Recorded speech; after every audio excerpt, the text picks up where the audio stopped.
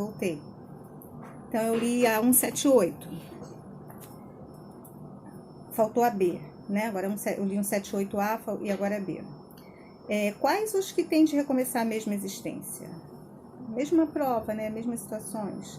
Os que faliram em suas missões ou provas. Então, é prova nesse sentido. Vamos ver se eu já dou conta de ter paciência nessa situação. Capacidade de renúncia, dedicação, confiança e fé no momento da dor. Qual o meu aprendizado? Vários necessários. De vocês, vários, são vários. Ninguém tem uma missão, ninguém tem uma coisa só para fazer. A gente tem vários aprendizados, várias capacidades que a gente tem que adquirir. E se a gente não consegue adquirir, o que acontece se fosse numa escola? Vamos repetir a matemática. Aqui, a gente repete a prova. A gente vem e passa pelas mesmas situações para ver se dessa vez a gente adquiriu alguma capacidade, se a gente tem condição de passar. 179. Os seres que habitam cada mundo hão todos alcançados o mesmo nível de perfeição? Não, né, gente? Olha o que os espíritos respondem. Não dá-se em cada um o que ocorre na Terra. Não, dá-se em cada um o que ocorre na Terra. Uns espíritos são mais adiantados que o outro, então não precisa nem a gente pensar muito. Você olha para o planeta Terra, você vê um Chico, uma Madre Teresa, e você vê pessoas cometendo barbaridades ainda que se diriam sei lá, de uma época bárbara da humanidade. Então, habitantes de provas e expiações do planeta Terra, mas tem um graus aí de diferença entre um e outro, é uma faixa grande, então é óbvio que nem todos não estão no mesmo, me enrolei para falar, cada um está na sua condição de habitante do planeta Terra, mas tem muita variedade aí, é muito, muito grande aí essa diferença, né, entre nós. Eu acho que o que varia mesmo são os aprendizados em relação ao mundo primitivo. Me veio isso agora à mente, porque no primitivo, por exemplo, primeiras encarnações, imagina um homem primitivo, o que ele está aprendendo? Uma luta mais pela sobrevivência, né? Desenvolver inteligência mais para esse tipo de coisa, proteger a cria, proteger o espaço que ele conquistou ali para viver, desenvolver meio de trazer o alimento. E mais tarde desenvolver ferramenta, aquele primeiro vislumbre de uma aglomeração que pode se considerar uma família, ou mais tarde uma comunidade. Eu imagino isso. E os nossos aprendizados são outros. 180. Passando deste planeta para outro, conserva o espírito a inteligência que aqui tinha? Sem dúvida, respondem os espíritos. A inteligência não se perde. Lembra que a gente falou que a gente não perde as nossas aquisições? Pode, porém, acontecer que ele não disponha dos mesmos meios para manifestá-la, dependendo isto de sua superioridade e das condições do corpo que tomar. Então, digamos que eu fui meia dúzia de 4 encarnações, sei lá, uma exímia pianista. Então, aquilo ali é muito natural para mim. Eu, pequenininha, eu já ia conseguir ler uma partitura, eu já ia ter uma capacidade, um ouvido, um entendimento, as coisas que um músico tem, que eu não sei exatamente o que são. Só que com tanta facilidade, tem muita chance de eu querer fazer a mesma coisa, né? De eu repetir e ser novamente uma exímia pianista, uma professora de piano, seja alguma coisa nessa área. E a gente não precisa dessa variedade. Então, pode ser que essa aquisição que eu não perco, ela fique um tempo adormecida ali. Porque a minha necessidade nesse corpo agora é outro aprendizado, mas eu não perco.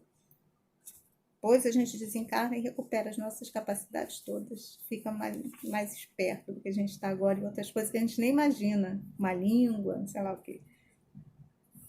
181. Os seres que habitam os diferentes mundos têm corpos semelhantes aos nossos? É fora de dúvida que tem corpos, porque o espírito precisa estar revestido de matéria para atuar sobre a matéria. Já falamos sobre isso, né? Nosso objeto de trabalho. Esse envoltório, porém, é mais ou menos material, conforme o grau de pureza a que chegaram os espíritos. Falamos disso também, que Júpiter é um corpinho mais sutil, né? Um ambiente diferente do nosso. É isso que assinala a diferença entre os mundos que temos de percorrer, porquanto muitas moradas há na casa do nosso Pai, palavras do nosso Mestre Jesus. sendo, conseguintemente, de muito graus essas moradas, né? Por que tantas moradas se fossem todas idênticas, se são degraus? Alguns o sabem e desse fato têm consciência na Terra. Com outros, no entanto, o mesmo não se dá. 182. É-nos possível conhecer exatamente o estado físico e moral dos diferentes mundos? Quer saber, né, como são esses diferentes mundos? Aí os espíritos respondem, olha lá. Nós, espíritos, só podemos responder de acordo com o grau de entendimento, de adiantamento em que vos achais. Então, a resposta que eles vão dar é de acordo com a nossa capacidade de entender. Quer dizer que não devemos revelar essas coisas a todos, porque nem todos estão em estado de compreendê-las e semelhante revelação os perturbaria. Então, é o que a gente sempre fala, além da gente não ter inteligência nem a linguagem, a gente também às vezes não tem o equilíbrio nem a maturidade para saber de certas coisas que os espíritos, e por isso que elas não podem ser reveladas ainda. É a mesma coisa da gente conversar com uma criancinha pequena e a gente conversar com o nosso filho pequeno, a gente conversar com o nosso filho de 10, 12 anos e conversar com o nosso filho quando já é adulto. Cada um é uma conversa diferente, por cada momento é uma conversa diferente, porque cada conversa ele vai se adiantando, vai amadurecendo e a gente vai tendo condição de falar mais coisas para ele, de uma forma mais clara, né? Não precisa medir tanto. Tá. Então, tem um comentário aí de Kardec que é muito bom. Então, vamos lá. Acho que eu vou ler. Na medida que o espírito se purifica, o corpo que o reveste se aproxima igualmente da natureza espírita. Torna-se-lhe menos densa a matéria, deixa de rastejar penosamente pela superfície do solo, menos grosseiras se lhe fazem as necessidades físicas, não mais sendo preciso que os seres vivos se destruam mutuamente para se nutrirem, que é o que a gente faz agora, né? A gente mata nosso semelhante ainda para se alimentar. O espírito se acha mais livre e tem das coisas longínquas percepções que desconhecemos. Então a gente cada vez usa mais as nossas potencialidades e coisas que a gente nem imagina hoje, parece ficção científica, num patamar mais elevado, são coisas do dia a dia. Vê com os olhos do corpo o que só pelo pensamento entrevemos. Da purificação do espírito decorre o aperfeiçoamento moral para os seres que eles constituem quando encarnados. As paixões animais se enfraquecem, o egoísmo cede lugar ao sentimento de fraternidade. Porque ele vai evoluindo, né? E essas paixões e esse egoísmo são características ainda do homem primitivo, né? Que tem que brigar ali pelo seu espaço, tomar conta do que é dele para não tomarem. E a gente vai sair desse modo sobrevivência e entrar no modo fraternidade. Muita gente hoje em dia ainda vive assim, né? Ele passa por cima do outro no trabalho, prejudica para se manter ali, ao invés de tentar se manter pela competência, pela capacidade. É um exemplo, ele ainda está no modo sobrevivência. Depois a gente vai conseguir entrar no modo fraternidade. É assim, e assim é que nos mundos superiores ao nosso se desconhecem as guerras, carecendo de objetos ódios e as discórdias, porque ninguém pensa em causar dano ao seu semelhante. A intuição que seus habitantes têm do futuro, a segurança que uma consciência isenta de remorsos lhes dá, fazem que a morte nenhuma apreensão lhes cause. Eles não estão com medo de morrer. Estão vivendo de uma forma muito diferente da nossa. A consciência deles não está pesada, está livre de remorsos. Ele tem uma intuição da vida futura, não tem tantas dúvidas quanto nós temos em alguns momentos ainda, né? Encaram-na de frente, né? A morte, né? O desencarne, sem temor, como simples transformação, como simples mudança de veste. A duração da vida nos diferentes mundos parece guardar proporção com o grau da superioridade física e moral de cada um, o que é perfeitamente racional. Então, a duração da vida é mais longa. Quanto menos material o corpo, mais sutil, menos sujeito às vicissitudes que o desorganizam, né? As doenças, né? Quanto mais puro o espírito, menos paixões a miná-lo, né? Então, ele comete menos excessos quanto o corpo dele, então o corpo dele dura mais também. É essa ainda uma graça da providência, que desse modo abrevia os sofrimentos. Por isso que a gente sempre fala que o nosso grau de felicidade está ligado ao nosso adiantamento moral. Porque as nossas desvirtudes, nossos vícios, nossas paixões todos eles trazem algum tipo de sofrimento para nós. E cada um que a gente vence é um sofrimento a menos. Isso até no trato com o nosso corpo, como ele fala aqui. Por exemplo, muitos excessos que têm a ver com alimentação nos causam muito mal. Eu não falo só da pessoa se tornar obesa e ficar com as taxas altas, né? Ficar com alguns problemas de saúde relacionados a isso. Eu falo até daqueles excessos que vão acabar fazendo mal para o seu estômago, para o seu fígado. Tudo isso, à medida que a gente vai vencendo essas paixões, esses vícios, o nosso corpo vai ter uma condição melhor, ele vai durar naturalmente mais. E é por isso que nesses mundos felizes os corpos duram mais, então as vidas são mais longas, entre outras coisas. Só um momentinho, por favor, que como eu estou de home office, a minha chefe me ligou nesse momento. Desculpa, eu estou de home office, mas vai dar para eu terminar isso aqui, para depois fazer uma pesquisa que a minha chefia está me pedindo. É pesquisa de legislação que eu faço, projeto de lei, essas coisas, assessoria. Deixa eu ver onde eu parei, vocês me perdoem. Tá. Em 184A. Se o espírito nada pedir, o que é que determina o mundo que ele reencarnará? O grau da sua elevação, claro, né? A gente já fala disso, né? Das afinidades, que a gente é naturalmente atraído para os mundos de acordo com a nossa sintonia, com a nossa vibração, com a nossa necessidade. 185. O estado físico e moral dos seres vivos é perpetuamente o mesmo em cada minuto? Não, porque os mundos também progridem, né? Os espíritos respondem. Os mundos também estão sujeitos à lei do progresso, os mundos estão sujeitos à lei do progresso, todos começaram como o vosso, por um estado inferior, e a própria terra sofrerá idêntica transformação, tornar-se-á um paraíso, quando os homens houverem se tornado bons. Então, o que ele fala? Não somos só nós que evoluímos, os mundos evoluem também, né?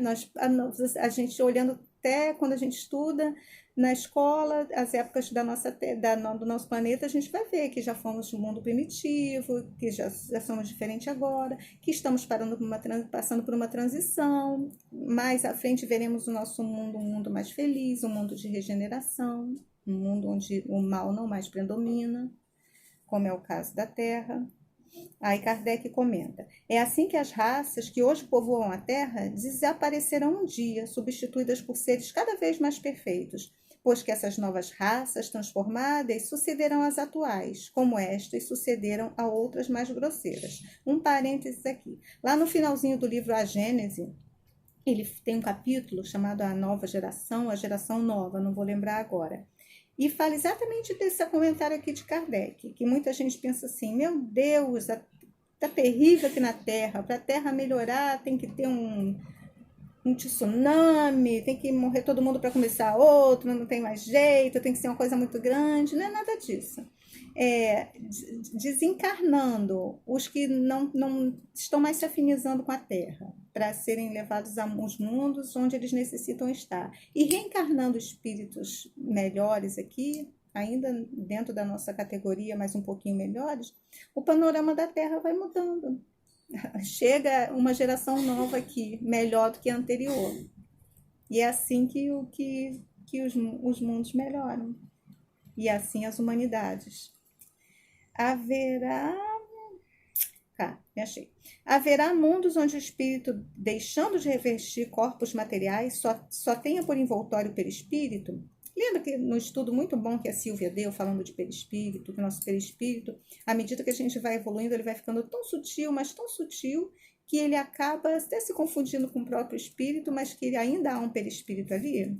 E aí é isso mesmo, e os espíritos respondem: haverá mundos assim, sim. E mesmo esse envoltório, o perispírito, se torna tão etéreo que para vós é como se não existisse. Esse é o estado dos espíritos puros. Quem é o espírito puro que a gente conhece? Jesus, perispírito sutil. Coisa linda. Item A. Parece resultar daí que o estado correspondente às últimas encarnações e o de espírito puro, entre um e outro, não há linha divisória perfeitamente demarcada, não? Não. Semelhante demarcação realmente não existe. A diferença entre um e outro estado se vai apagando pouco a pouco e acaba por ser imperceptível, tal qual se dá com a noite as primeiras claridades do alvorecer. Então, existe uma linha demarcatória para isso. É um processo fluido, contínuo de evolução até você chegar a esse espírito puro aí. 187. Se eu lembrar do que eu ia... Eu tinha mais uma coisa para falar aqui, se eu lembrar eu volto. 187. A substância do perispírito é a mesma em todos os mundos? Não, né? A gente acabou de falar do fluido cósmico universal, que tem o primitivo e tem o da ambiência de cada planeta. Então, se o perispírito é formado dessa matéria do planeta, é óbvio que vai ser um perispírito relacionado àquele mundo. Então, como é que é a pergunta? A substância do perispírito é a mesma em todos os mundos? Não, é mais ou menos etérea. Passando de um mundo a outro, o espírito se reveste da matéria própria desse outro, operando-se, porém, essa mudança com a rapidez do relâmpago. 188. Os espíritos puros habitam mundos especiais ou se acham no espaço universal sem estarem mais ligados a um mundo do que a outro? Habitam certos mundos, mas não lhes ficam presos, como os homens à terra. Podem, melhor do que os outros, estar em toda parte, né? A gente vê nas obras de André Luiz volitando junto com seu mentor, Aniceto, Alexandre, Clarencio, vindo para trabalhos aqui na Terra, trabalhos de socorro, trabalhos ligados à reencarnação, os trabalhos mais variados possíveis. Ele tem essa liberdade e vemos que a mãezinha dele já tem uma liberdade maior. Ela está num mundo mais feliz, mais adiantado. Ela visita nosso lar, visita o planeta dela e foi da Terra. Então, quanto maior nosso adiantamento, maior a nossa liberdade. Então, aí terminam as questões que eu queria discutir com vocês do Livro dos Espíritos. E eu incluí mais uma coisinha, já que a gente falou de mundos, as diferentes categorias dos mundos habitados, que eu quero que vocês leiam, e eu vou falar rapidamente só as categorias e algumas características, para também não ficar uma coisa muito grande.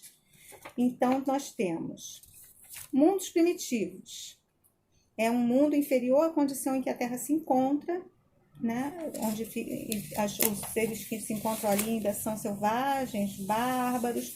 Ele fala que o Evangelho fala que eles revestem a forma humana, mas que não têm nenhuma beleza, são mais rudimentares, vivem mais pelo instinto, a força bruta é a lei ainda não tem indústrias, invenções, vivem na conquista do alimento, aquele exemplo que você ainda vive para a sobrevivência, né? Esse é o mundo preventivo.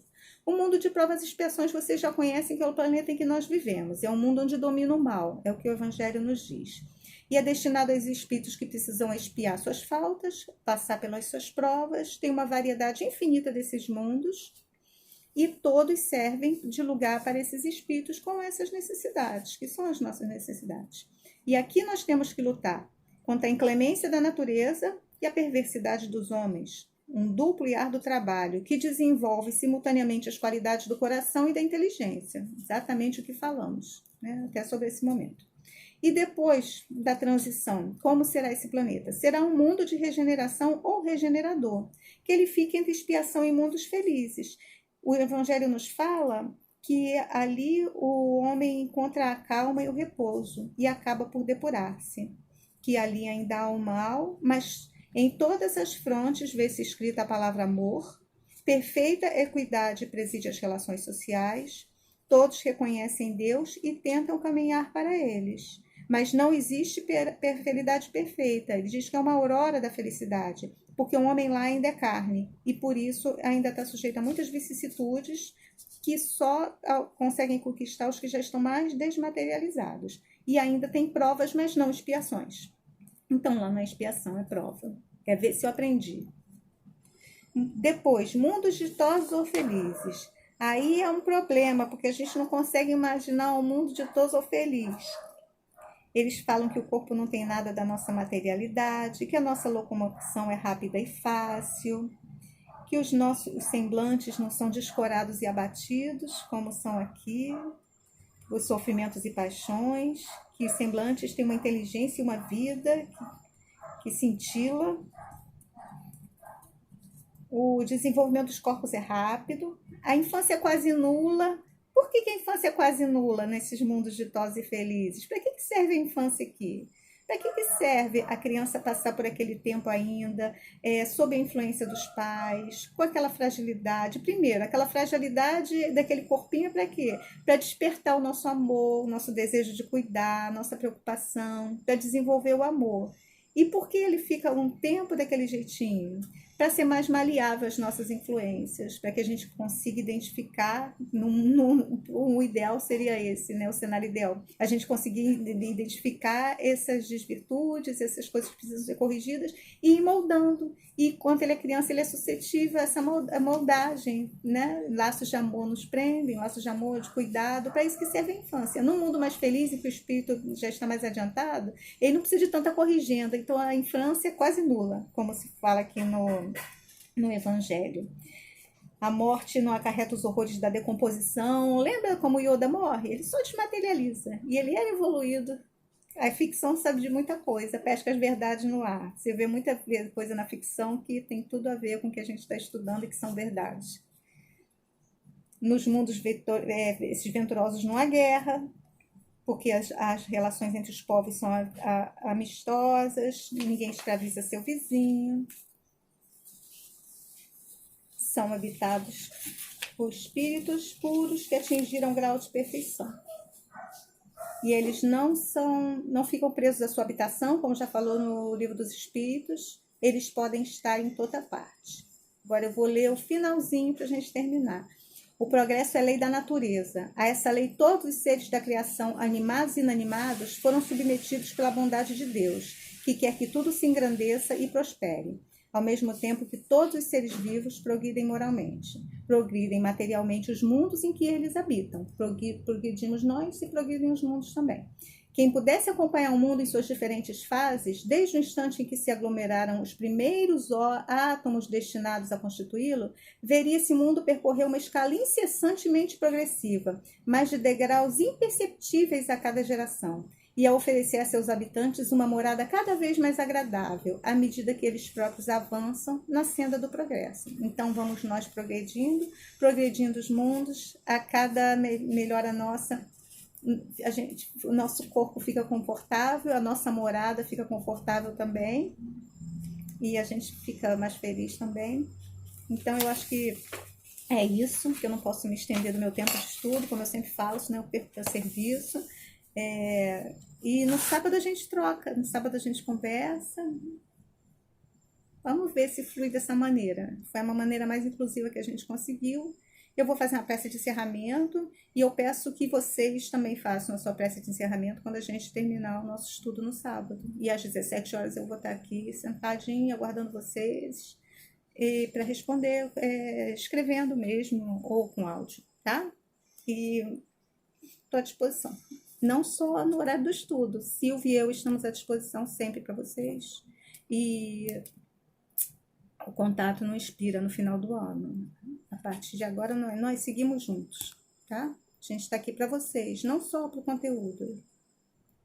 Para vocês, tá bom? Um beijo com amor. Bom Deus, querido Mestre Jesus. Obrigada por essa ciência, né, por essa evolução que faz com que a gente possa estar mais próximos do que nesse momento estão distantes de nós. Como pedimos no começo, olha pelos seus lares, pelos seus familiares, cuida da sua saúde, protege seus corpos.